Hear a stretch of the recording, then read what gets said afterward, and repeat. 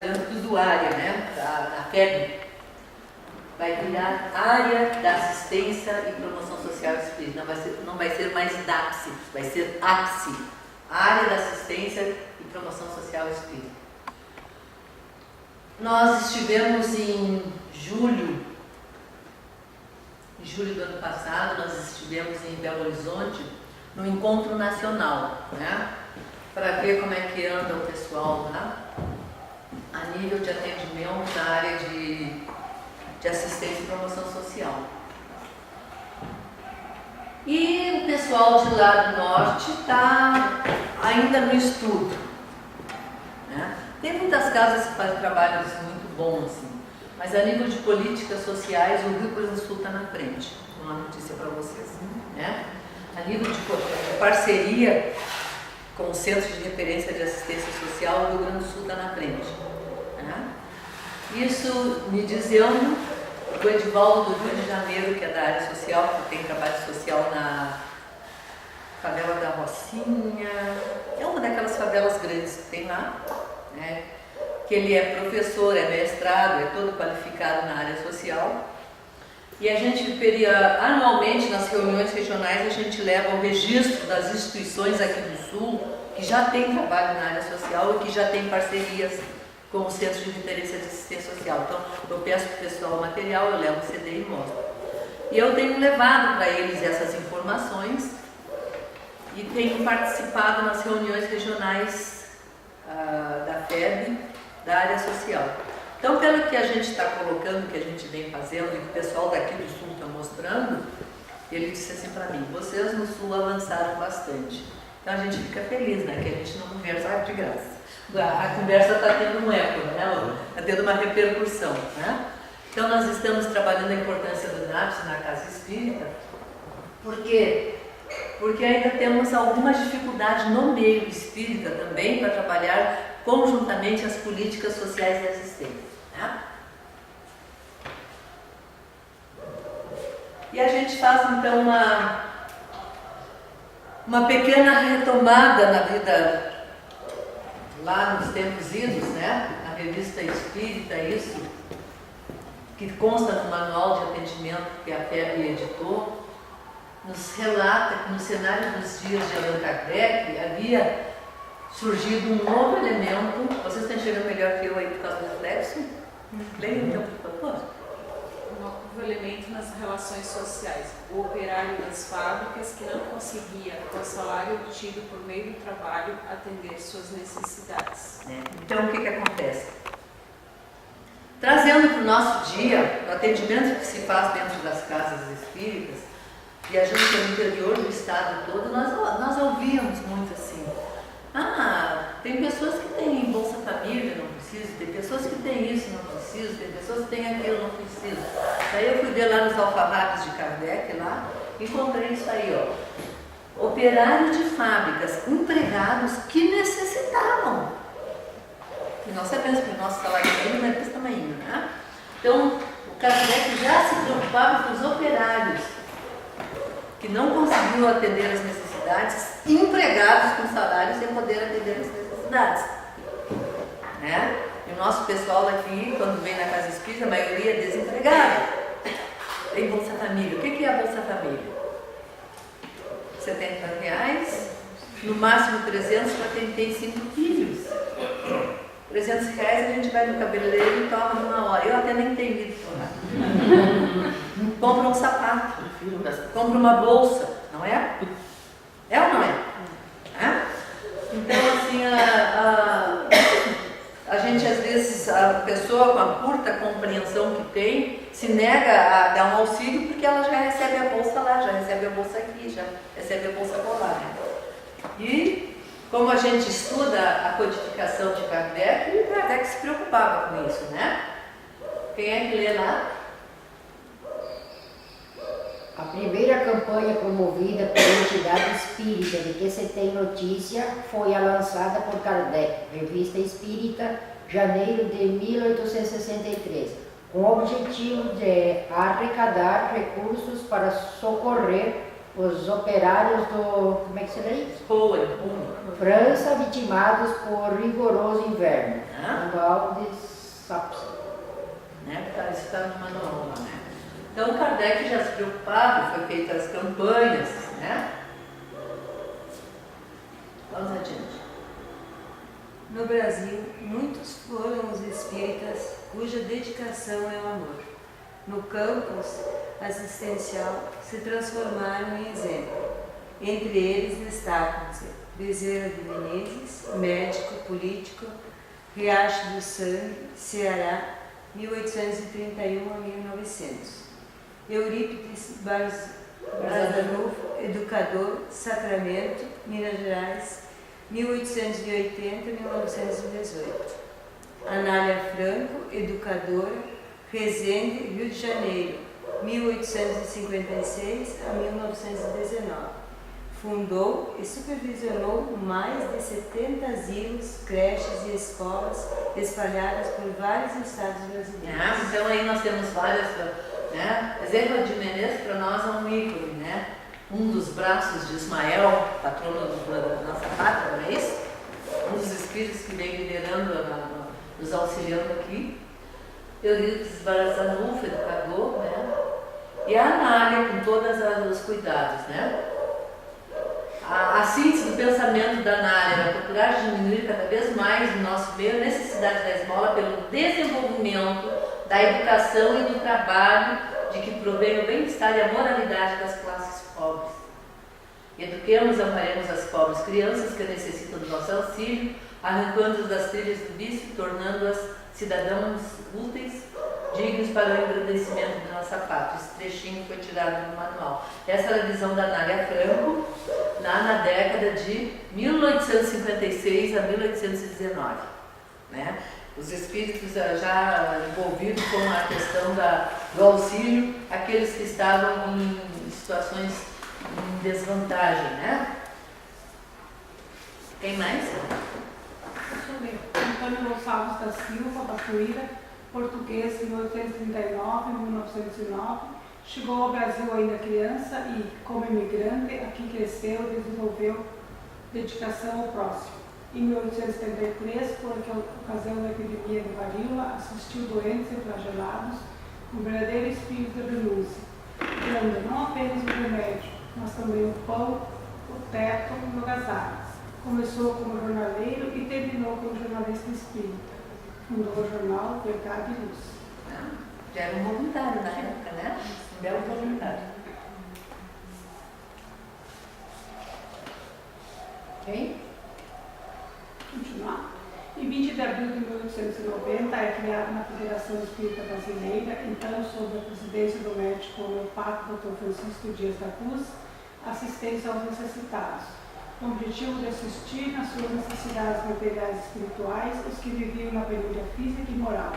Dada sua importância, a assistência aos necessitados tornou-se sempre as atenções promovidas pela FEB na sua tarefa de divulgação do Espiritismo, transformando-se mais tarde no Departamento de Assistência Social. Tá? Então, assim, a gente traz essa reflexão para que a gente veja que a ação social, o trabalho de voluntariado, ele está enraizado. Ele vem acompanhando todo o processo de conhecimento, né? Como assim, porque às vezes tem locais que a gente chega, parece que o trabalho de assistência social é uma coisa à parte da casa. Né? E nós, naturalmente, no momento que nós conhecemos a doutrina, conhecemos a história do codificador e conhecemos a história daqueles espíritos que se destacaram, que hoje são os nossos guias tutelares, são os nossos orientadores espirituais, eles também tiveram sua parte na área da assistência.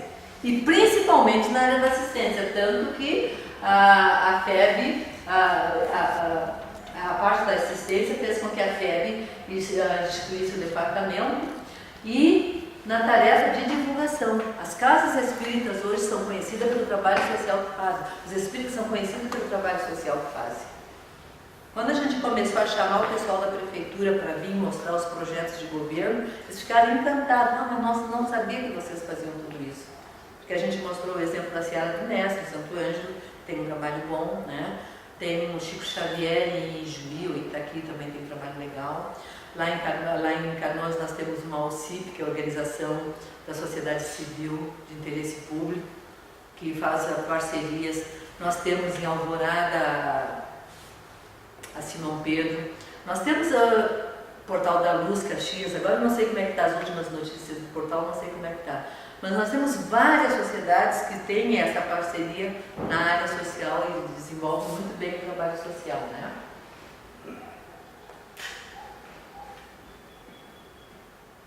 A partir da década de 90 foi criada a área do Serviço de Assistência e Promoção na Comissão Regional do Conselho Federativo Nacional, tá? Em conjunto com as federativas estaduais, o Manual de Serviço de Assistência. A partir desse marco, aprofundou-se a crítica do chamado assistencialismo. Esse movimento iniciou-se logo após a promulgação da Constituição Federal. Então, não sei como é que vocês conhecem a estrutura da FEB. Todos vocês conhecem a estrutura da FEB, a Federação Espírita, que coordena a federação de todos os estados, da nossa FERES, de todos os estados, que esses estados formam um Conselho Nacional que deliberam sobre as ações. Por que foi criado esse manual? Porque devido às informações que as casas, que são o órgão mais importante da FEB, são as casas que trabalham, as células que trabalham, pelas informações que nós levávamos, pelo atendimento que as casas faziam, então eles instituíram o departamento. E também pela Constituição Federal de 88, pela descentralização da assistência social do governo, as instituições, todas as instituições que tinham trabalho social, tornaram-se um braço para a assistência social da gestão pública. Porque as casas espíritas que têm atendimento na área social, elas estão fazendo muitas vezes, muitas delas, aquilo que o governo não faz, atender as famílias em carência, né? E lá na Constituição de 88 diz o seguinte, né? As ações governamentais na área da assistência social serão realizadas com recurso do orçamento, previsto no artigo 195, além de outras fontes, e organizada nas seguintes diretrizes: descentralização política administrativa, cabendo a coordenação e as normas gerais à esfera federal e a coordenação e a execução dos respectivos programas à esfera estadual e municipal, bem como as entidades beneficentes de assistência social. Então ela descentralizou, né, e delegou ao Estado e aos municípios, né, para coordenar esse trabalho.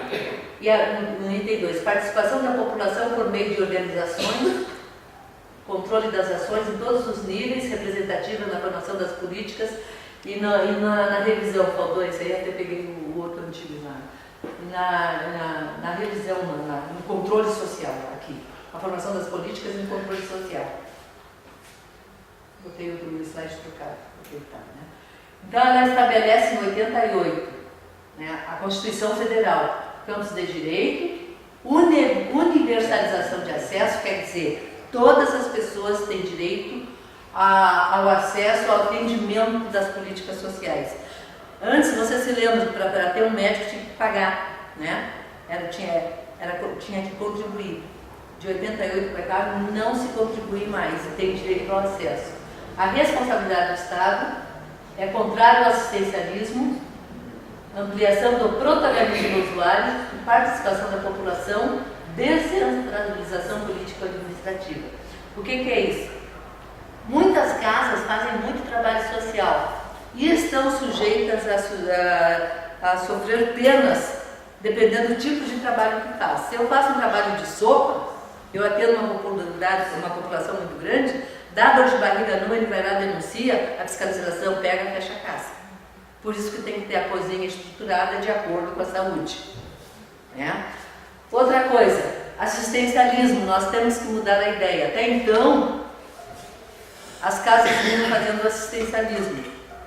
E a gente vem trabalhando com essa visão, não se faz mais assistencialismo, né? Se faz um trabalho de promoção social. Nem o governo quer mais assistencialismo, né? Protagonismo do usuário. O que as casas fazem nessa protagonismo? Muitas casas têm oficina de trabalho, têm cursos. O que é o protagonismo? Mostrar para o indivíduo, você pode fazer, você vai aprender, você vai gerar sua própria renda. Esse é o protagonismo do usuário. Muitas casas espíritas faziam isso aí, né? Participação da população e descentralização. Né? Tá. E o objetivo desse setor é atender as famílias, assistida pelo centro espírita, conjugando ajuda material, socorro espiritual, orientação moral doutrinária, visando sua promoção social e crescimento espiritual. Né? Então, nessa questão aqui pega feio, sabe por quê? Porque às vezes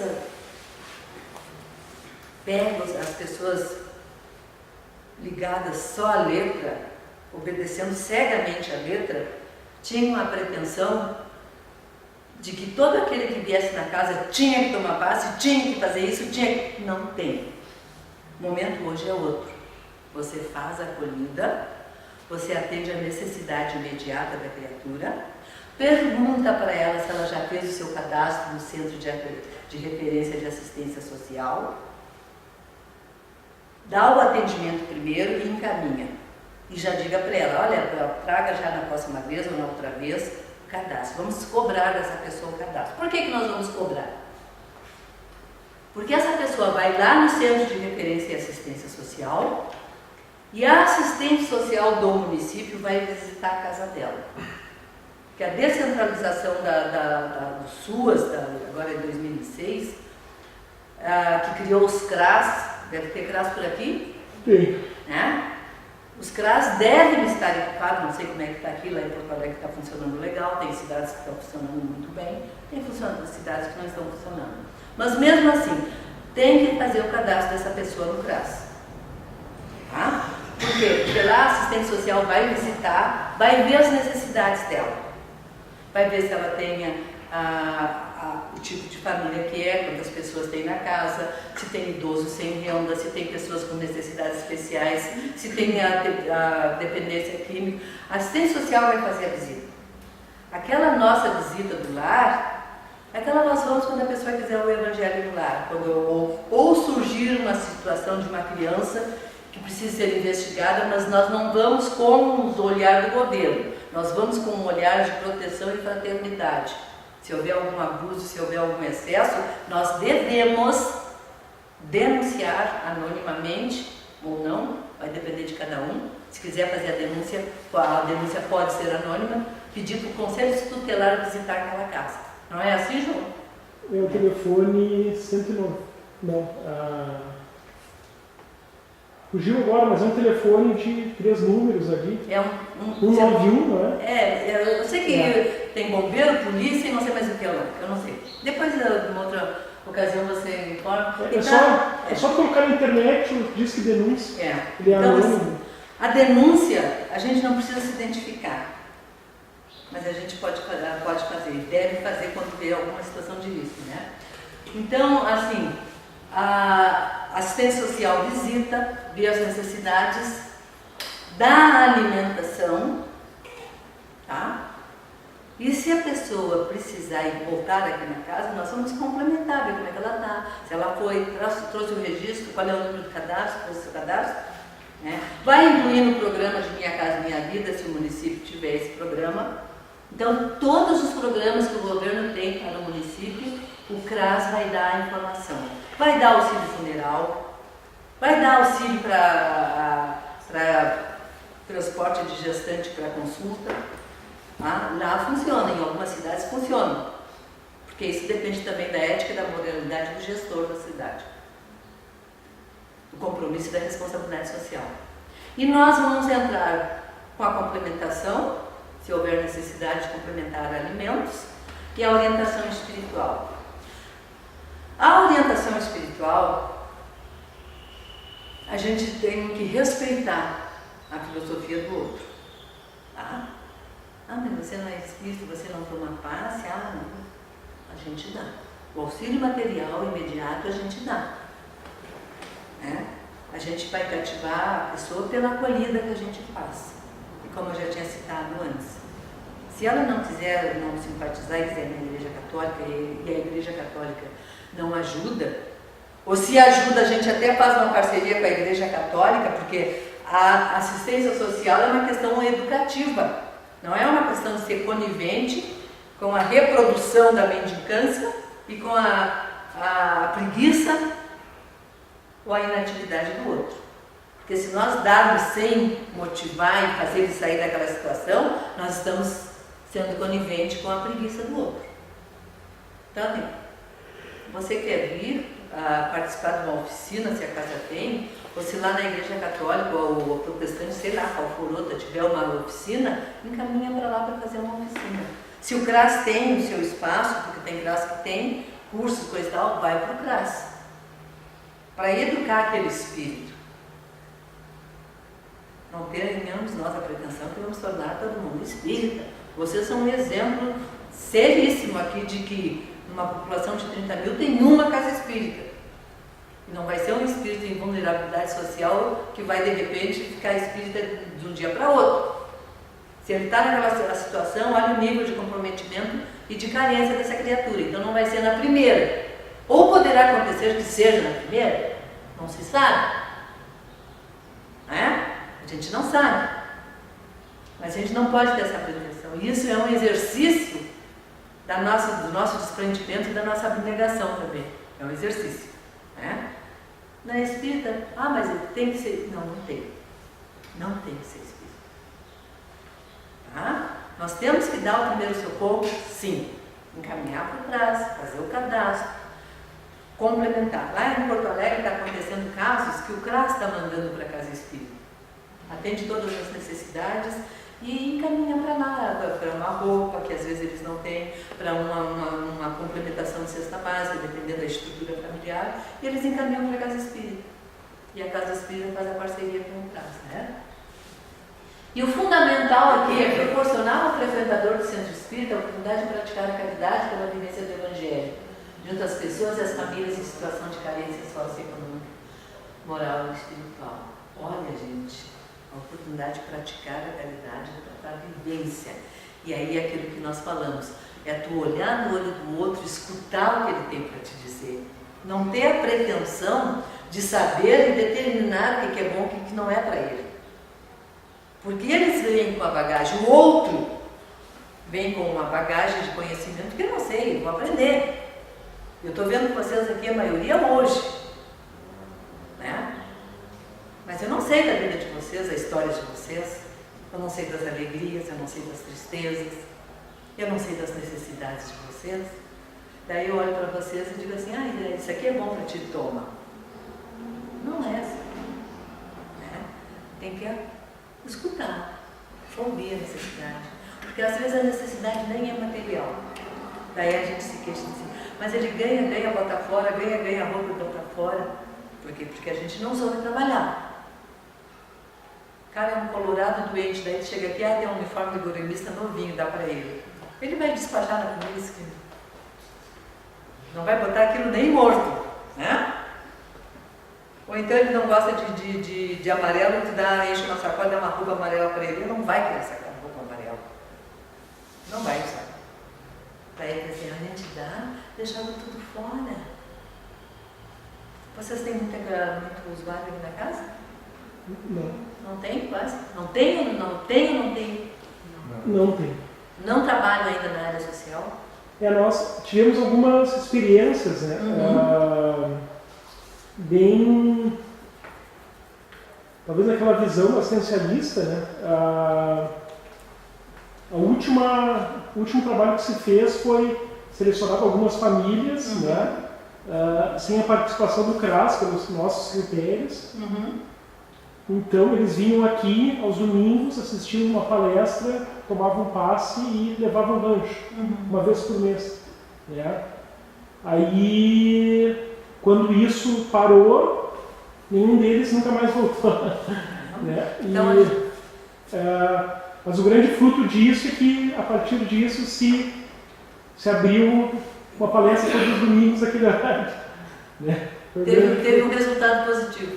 Sim. É interessante. Então a gente trabalha assim, a casa que tem espaço e tem material humano para fazer alguma coisa, alguma oficina, faz na informalidade, trabalhar com essas famílias tudo bem. Aquela que não tiver, que ela trabalhe, forme voluntários para trabalhar em outras instituições que tenham trabalho na área social. Né? O que importa para nós é fazer o bem, não interessa quem. Né? E egoisticamente, nós fazendo trabalho social, nós estamos fazendo bem primeiro para nós mesmos. Né? É assim. Né? Então, esse proporcional frequentador é uma oportunidade, é um aprendizado. O que a gente está fazendo lá em Porto Alegre? Nós começamos a fazer e está funcionando bem. As instituições elas estão trocando lista de usuários, informando para ver que estão pedindo na mesma casa, fazendo o levantamento, e estão fazendo as parcerias com os CRAS. Né? Então, fulano está escrito aí, não está? Já estão pedindo, já estão encaminhando já para qualificar o atendimento, para que essa família tenha todo o respaldo dos projetos do governo, dos programas de governo, desenvolva a sua cidadania, seus direitos, cumpra com seus deveres, participando das atividades que lhes são oferecidas e supere as suas necessidades. Né? Já funciona, está funcionando bem em muitas casas. E para nós, a finalidade desse departamento é essa convivência para aprender a ouvir a história e as tragédias dessas criaturas. Para que amanhã a gente não venha, na próxima reencarnação, a gente não seja um usuário, né? Por não ter feito a coisa bem feita, né? Já pensou? Sério isso. E até é interessante, né, Marlene? Claro que eu profissionalmente trabalhei um pouquinho nisso aí, a própria substituição do termo assistido por usuário, né? Isso é bem simbólico também, né? Ele é encarado hoje como usuário de um serviço que ele precisa naquele momento, né? E não mais como um assistido, ou nem sei mais as palavras que usavam, mas era muito mais no passado. Os carentes assistidos, né? Então ele é usuário do serviço. Os pobres, né? Desvalidos. No momento que as casas que têm parceria, tem muitas casas que têm parceria, uma boa parte tem, né? A casa espírita se torna também um braço do governo. Porque se ela faz um projeto social, uma parceria, o governo vai passar verba para ela, ela tem responsabilidades. Né? E isso tem que cuidar para não misturar com as questões filosóficas. Projeto social é uma coisa, né? Projeto social é a casa que abre espaço para botar seu curso de padaria, a escola, né? No caso do abrigo, né? que aconteceu, né? Aí sim, aí é uma instituição, é uma parceria que está atendendo uma comunidade X, né? Que não tem nada a ver com o trabalho da instituição, da doutrina espírita. O que se conota aí, o que se fortalece aí é que o auxiliar, o voluntário que faz parte desse projeto, ele tem a vivência moral e ética espírita. Para levar o exemplo, para trabalhar o processo da educação, para auxiliar na educação dessas criaturas que estão usufruindo desse espaço. Tá? Mais alguma coisa, João Paulo, é isso aí? Então, as atividades do centro espírita, ele pode realizar. Né? Ele pode assistir às pessoas. Vai depender do porte do centro, do espaço que o centro tem, da disponibilidade que as pessoas têm, do entendimento que as pessoas têm desse tipo de trabalho. Né? Se vocês não trabalham aqui, vocês podem trabalhar numa outra instituição na área social. Vai lá ensinar. Os trabalhos de vocês são voluntários, assim, em outras instituições. Vai ensinar lá corte e costura, vai ensinar a fazer pão, fazer bolo, vai ensinar cabelo, enfim. Tem o erva menina, tem o patronato, tem o pai, tem bastante gente. Né? E a casa que fica nos fortalecendo para os momentos de confraternização, de estudo, de oração, né? A casa é o nosso pronto-socorro. E atender aqueles que buscam o atendimento nela, né? O ideal seria que essas pessoas viessem, né? Mas como a gente sabe, nem todos estão ainda em condições de compreender, né? Mas nos diz aqui que o centro espírita deve ser um espaço de convivência em que a fraternidade não seja apenas ideal, mas um exercício. Mais que uma casa prestadora de serviços, mas um espaço de convivência, né? Quando a casa tem o atendimento na área social, que esse espaço seja não só para o trabalho mediúnico e espiritual, mas para as pessoas usufruírem também na convivência, na roda de conversa, dependendo da situação, podemos até fazer um estudo inicial do Evangelho, uma comparação com as parábolas da Bíblia, né? Nós tínhamos no grupo de estudo, tinha uma menina que ela vinha, quando eu monitorava o grupo de estudo, ela trazia a Bíblia e botava no colo, sentava na primeira fileira. Elas começavam a ministrar o Evangelho Postal e ela lia. Daí eu comecei a observar. Aí um dia eu peguei o Evangelho, eu abri o Evangelho e li uma parábola, procura aí na Bíblia e tal. Ela procurou. Digo, lê para mim a parábola. Daí ela leu a parábola. Digo, agora eu vou ler a minha parábola. É a mesma coisa. Né? Então, assim, a Santa Catarina usa muito roda de conversa. Né? Então, o que eles fazem? Eles sentam e, às vezes, conversam sobre uma temática, escolhido um tema e ali é debatido aquele tema. Como usuário, a gente pode fazer isso também, se tiver usuário na casa. E pode fazer também com os trabalhadores da casa, para melhor se conhecerem, para melhor se fortalecerem. Né? E se ajudar para ouvir isso em Chapecó, eles se ajudam para os problemas. Dão suporte. Aí é a verdadeira fraternidade. É isso. Né? Tem agora que foi lançado um livro Conviver para Amar e Servir, que também estimula a roda de conversa. Né? Só que esse Conviver para Amar e Servir, do Mário Barbosa, ele insere também oficinas para quem tem atendimento de famílias em situação de pobreza. Né? Mas ele sugere também para grupos de estudo, para as pessoas, os trabalhadores da casa, se conhecerem e estar mais juntos. Anne, talvez entre isso aí uma sugestão de obra que tu perguntou, né? Antes ali, porque um pouco, eu acho que foi, Marlene, assim, aquela preocupação, né? De quem dirige a casa ou algum departamento, né?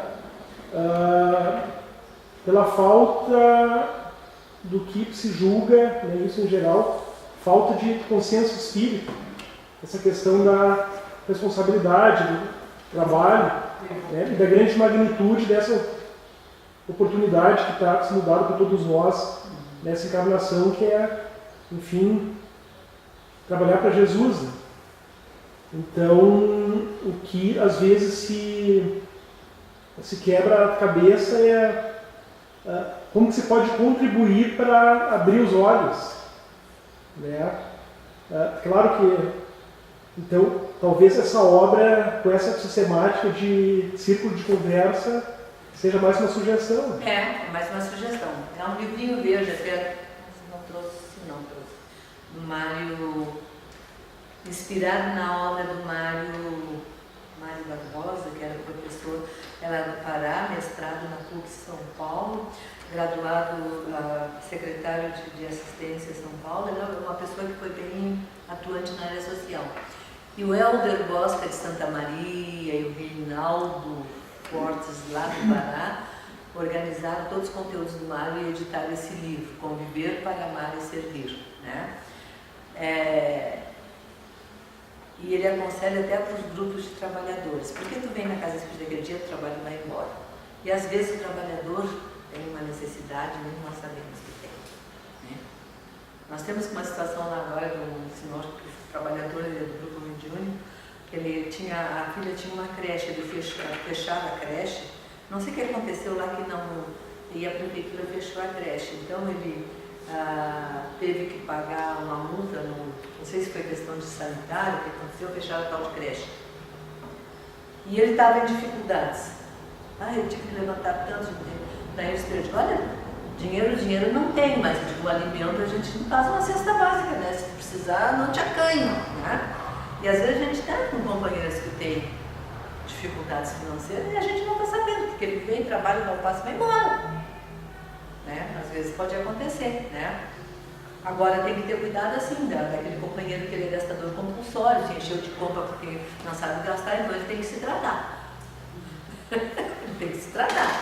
É uma questão de tratamento, né? Então a gente tem que ter esse olhar, essa coisa assim, né?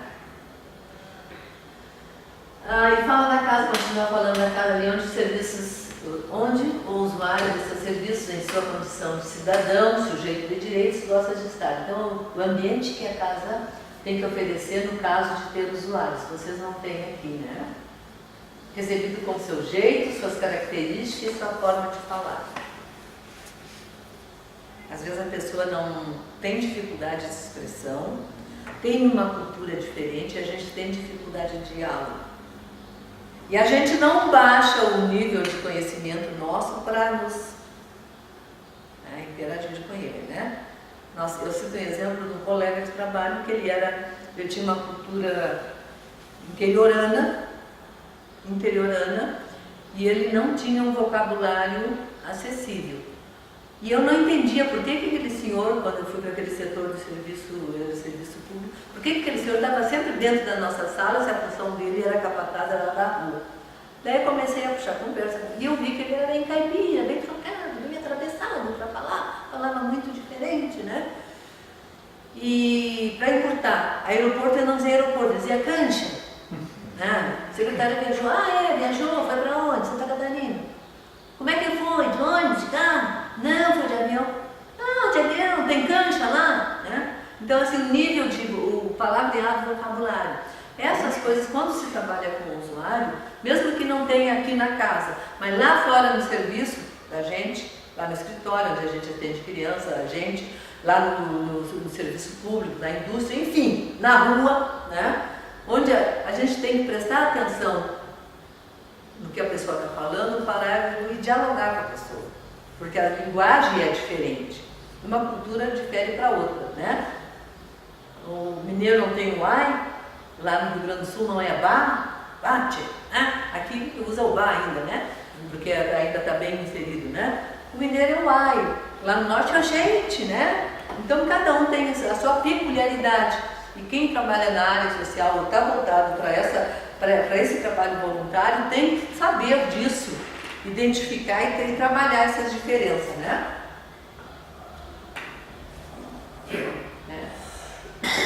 Aqui continua para quem tem o trabalho na casa, né? Onde encontre quem se dispõe a conversar de forma natural, irmão para irmão, né? Dando tempo para que caminhe do ponto em que se encontra. E isso não é só para o usuário, isso é para nós aqui dentro também. Né? Isso é para nós. Porque às vezes o irmão não tem a compreensão, a gente tem que cada um tem o seu tempo de entender, assimilar a doutrina dos espíritos, de vivenciar, né? Abrindo também o coração do outro, a semelhança do bom samaritano, a história do bom samaritano, né?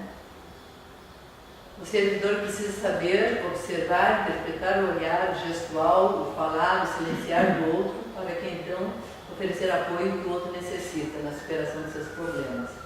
Isso não é só também, não vamos aplicar só no usuário do serviço assistencial da casa. Isso se aplica em qualquer grupo que se vá fazer trabalho voluntário. Nós temos que nos assenhorar, nós temos que conhecer o grupo, né? Qual é a finalidade, o objetivo, coisa e tal. Já estamos terminando.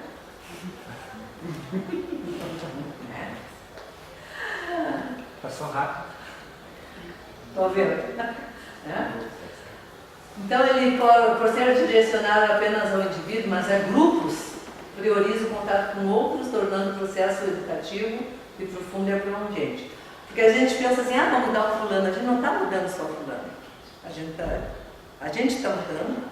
O fulano, se a gente conseguiu fazer um vínculo, mudou junto, mudou a família e vai mudando, vai espalhando. É como jogar uma pedrinha na água, vai espalhando, né? A gente pensa assim que a gente não cair naquela da rotina, né? Uhum. E a gente vem, quando o trabalhador vem para a casa espírita, para não exercitar, não exercer as atividades dessa forma mecânica, fria, né? E o que conta mesmo é o convívio, e é prestar atenção no outro. Ou estar junto, né? Ou compreender a problemática do outro, entender porque para nós o outro é parâmetro, né?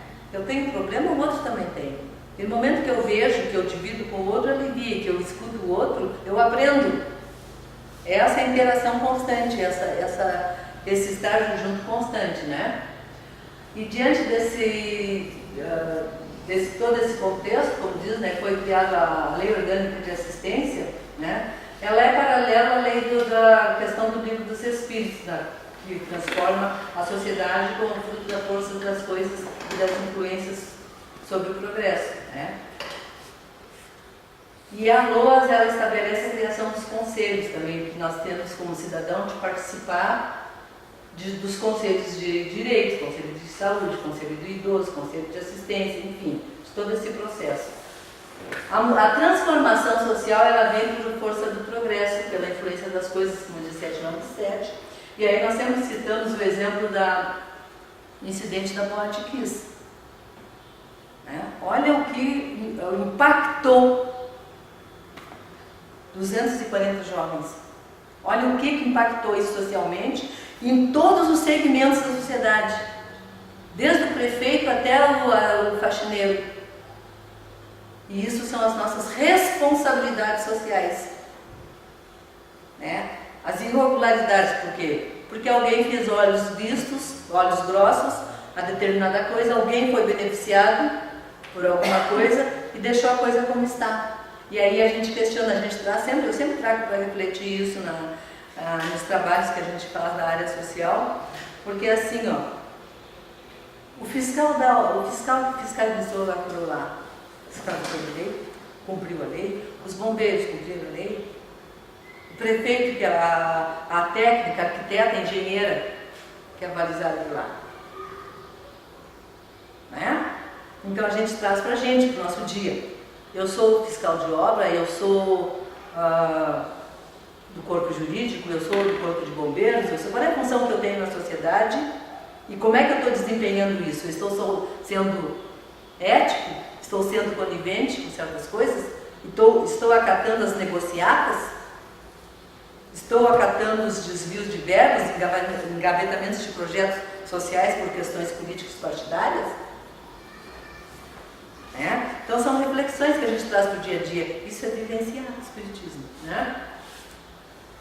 Isso significa que as instituições filantrópicas, né, comprometidas com o enfrentamento à pobreza na qualidade de prestadores de assistência social, a partir da Lei Orgânica de Assistência, passam também a participar do estabelecimento das políticas na definição das prioridades com controles de verbas, né? Então, por isso surgem os conselhos. A LOA estabelece os conselhos para os conselhos ver. Nós, em Porto Alegre, como um registro no Conselho Municipal de Assistência, a FERGS, a Federação Espírita, nós fizemos um projeto de assessoramento. Nós estamos participando do Fórum Estadual, nós estamos participando do Conselho Estadual. E passa para nós, então fizeram assim, as instituições não governamentais, elas fiscalizam os projetos das governamentais. E as governamentais fiscalizam os projetos das não governamentais. Esse projeto é para quê? Vai beneficiar o quê? Então o projeto lá é para as crianças. Daí tinha um projeto que era para botar as crianças a trabalhar não sei aonde. Se nós somos o Conselho do Direito à Defesa da Criança, aquele projeto não passa. Essa é a função da fiscalização dos conselhos, a importância dos conselhos, tá? Da nossa cidadania como espírita em ação na sociedade, né? E aí depois segue uma série de orientações, que está na orientação ao centro espírita, né? Que a gente vai passar no meio e não vai nos estender muito bem.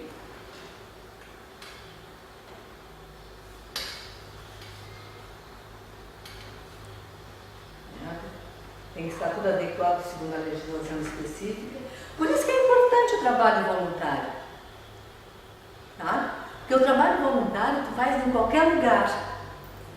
E o centro espírita, para se comprometer com alguma atividade, tem que estar tudo conforme a lei. Bem estruturado, com essa visão de cidadania, com essa visão de responsabilidade social. Ou a casa se estrutura bem e faz mediante lei regularizada, ou motiva o trabalhador a voluntariar num trabalho social de dignidade, de boas ações. E uma bela oportunidade nesses conselhos aí que tu falou, né? auxiliar, né? que tem em todas as áreas, os conselhos, Sim. né?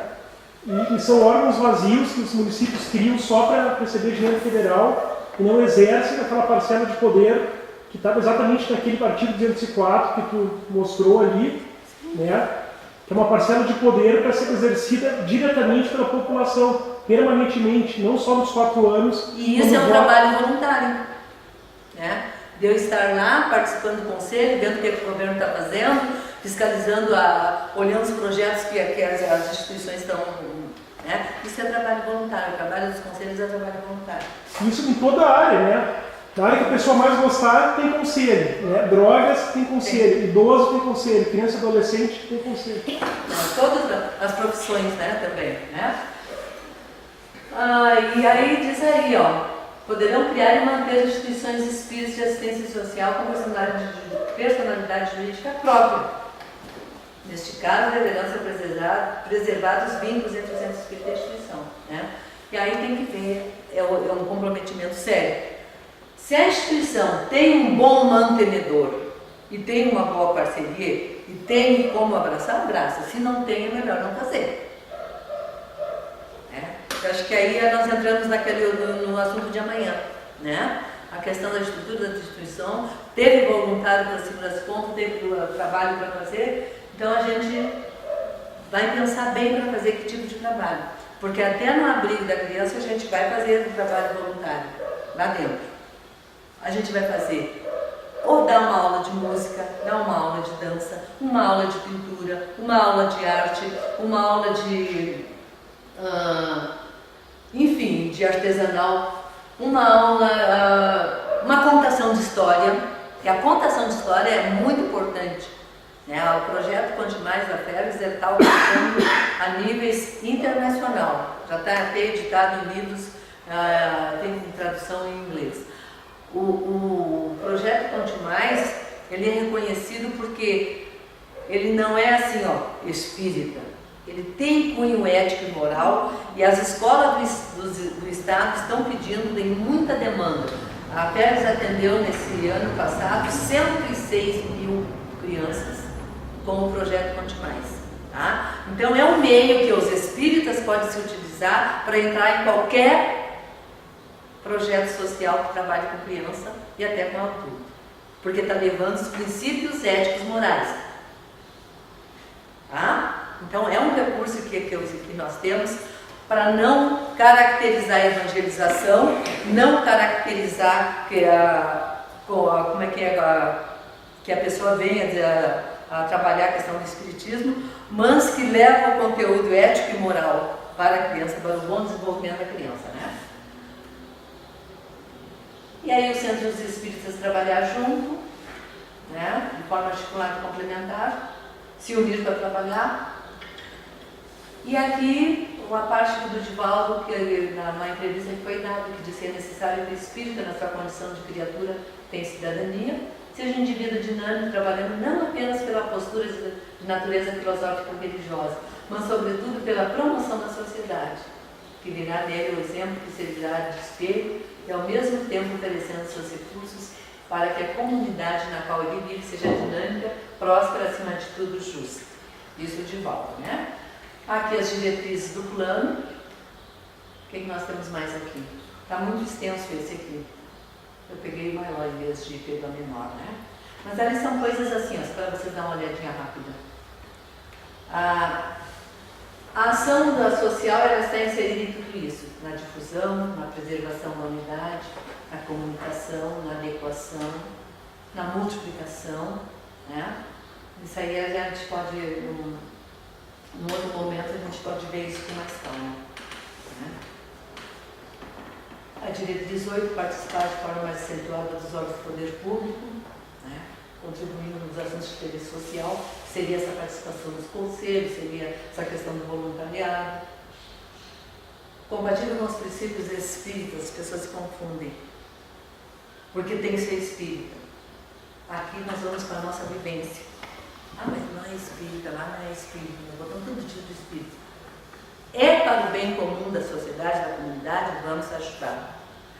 É uma coisa produtiva para as crianças, para a educação, vamos ajudar. Tá? ações e projetos, então, e depende da estrutura da sociedade, né? A participação dos conselhos, como nós já falamos. Aí é uma definição de Max Weber sobre ação social das partes, né? Sempre que se faz um projeto social, tu não faz um projeto porque eu acho que eu tenho que ir lá no local, fazer a leitura do local para fazer o projeto. Aí eu olho lá para a vila tal e faço um projeto tal. Daí eu ponho uma praça belíssima lá. Mas eu não ponho esgoto, eu não ponho na escola, não ponho não sei o quê. 2 meses, um mês, a praça está depedrada. Então a gente tem que ir na realidade, ver, conhecer a realidade primeiro e trabalhar em cima da necessidade daquele povo, com a visão daquele povo, daquela população. Aí a rede de atendimento, né? Os conselhos, os órgãos do governo, trabalho, moradia, os direitos, isso forma o cidadão integral. As empresas, recursos, lazer, né? E prevendo dessa forma a renovação da sociedade em base de segurança e justiça, podemos visualizar um planeta muito melhor, sem conflitos causados pelo egoísmo. Bem o que está acontecendo na nossa época. Vamos trabalhar porque o mundo está em transformação, né? E nunca subestimando o fato de um pequeno grupo de pessoas reflexivas poderem mudar o mundo. Né? De fato, essa é a única forma como eles têm mudado. É que vamos fortalecer a nossa célula dentro da casa espírita e sermos bons cidadãos e bons exemplos lá fora. Não nos preocupemos em ter a casa espírita cheia ou que todos sejam espíritas. Mas nos preocupemos, sim, vivenciar e exemplificar lá fora e nos fortalecer aqui dentro. Certo, João Paulo? Terminou. Obrigada pela paciência, tá? Pela paciência, pelos bons ouvidos. Não esqueçam de assinar a lista de presença. E nós vamos botar uma musiquinha aqui para nós encerrar, João Paulo. Alguém tem alguma coisa a comentar, falar, questionar? Aproveite agora o cálice para sempre. Não, sério, gente. Uma série de coisas novas, né? Mas, claro, eu vejo muito isso a parte profissional. Só que se nós realmente queremos estruturar um DAPS, né? Nós vamos ter que ir aprendendo essa nomenclatura e essa sistemática, principalmente de rede. Não é mais o centro espírita sozinho, dando ranchinhos, uma sopa, né? É tudo uma... Porque a nossa visão agora é outra. Né? É a cidadania do indivíduo. Ele não é um coitadinho, ele é um espírito, sim, no estado de resgate, de situação de vulnerabilidade social, pela condição que ele mesmo criou de outras reencarnações. Mas isso não é da nossa competência julgar. A nossa competência é abraçá-lo e motivá-lo a superar suas limitações com a nossa amorosidade e com os encaminhamentos que por direito ele tem, o atendimento dos órgãos públicos dentro dos projetos sociais, para ele exercer a sua cidadania, resgatar a sua dignidade e superar a sua situação de vulnerabilidade social. E isso, o voluntariado tem um peso grande. A disponibilidade nossa para trabalhar com essa rede, abraçar essa criatura e fazer os encaminhamentos. Seja dentro da casa espírita, seja a casa que tem ou seja noutra casa espírita, ou seja noutra instituição, mas que seja um trabalho engajado para a melhoria do ser, para o indivíduo superar suas limitações, né? Então nós vamos escutar uma musiquinha boa agora para nós encerrarmos, tá?